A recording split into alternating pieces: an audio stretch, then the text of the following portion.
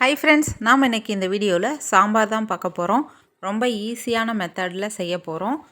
சாம்பார் பிடிக்காதவங்களுக்கெல்லாம் கூட இது ரொம்பவுமே பிடிக்குங்க. அந்தளவுக்கு டேஸ்ட் அருமையாக இருந்தது. வாங்க எப்படி செய்யலாங்கிறத பார்க்கலாம். 1 டம்ளர் அளவுக்கு துவரம் பருப்பு எடுத்து வாஷ் பண்ணி எடுத்து வச்சுக்கோங்க. 2 பச்சை மிளகாய், உளித்த பூண்டு பற்கள் ஒரு 10 போட்டுக்கோங்க.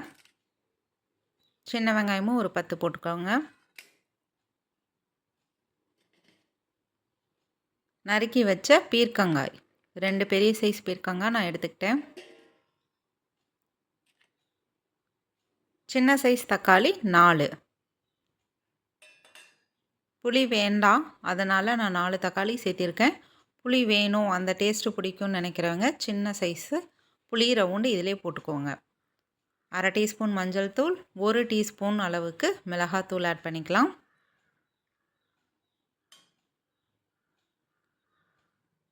அடுத்ததாக தேவையான அளவுக்கு தண்ணி ஆட் பண்ணிக்கலாம்.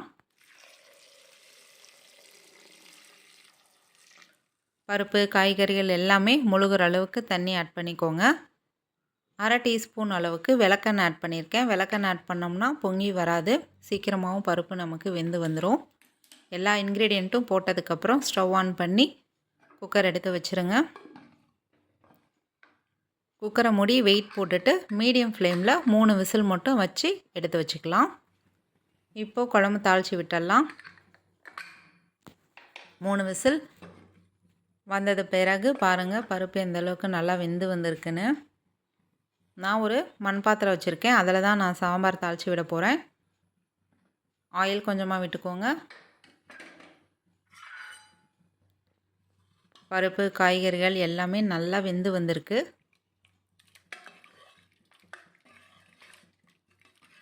இந்த மாதிரி ஒரு குழம்பு கரண்டி வச்சு மிக்ஸ் பண்ணோம்னா பருப்பு நல்லா கடைஞ்ச மாதிரி வந்துடுங்க.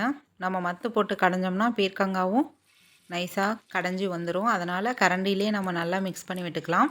ஆயில் ஹீட் ஆனோடனே கடுகு போட்டுக்கோங்க. கடுகு பொரிஞ்ச உடனே 1/2 டீஸ்பூன் அளவுக்கு சீரகமும் கொஞ்சமாக வெந்தயமும் எடுத்து வச்சுக்கோங்க. அதை ஆட் பண்ணிக்கலாம். இந்த சீரகத்தோட ஃப்ளேவர் இந்த சாம்பாருக்கு ரொம்ப நல்லாயிருக்கும். இப்போது நான் பெரிய வெங்காயம் 1 கட் பண்ணி வச்சுருக்கேன், அதை போட்டுக்கலாம். 3 வரமிளகாய், கறிவேப்பிலை கொஞ்சமாக. இது இப்போ வெங்காயம் நல்லா வதங்கி வரணும், நல்லா மிக்ஸ் பண்ணி விடுங்க.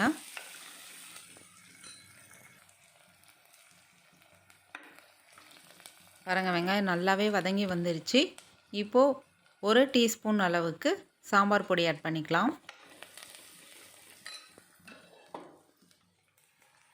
இப்போது நம்ம மிக்ஸ் பண்ணி வச்சுருக்கிற வெந்த பருப்பு காய்கறிகள் தக்காளி எல்லாத்தையும் கலந்த கலவையை நம்ம இதில் கொட்டிடலாம்.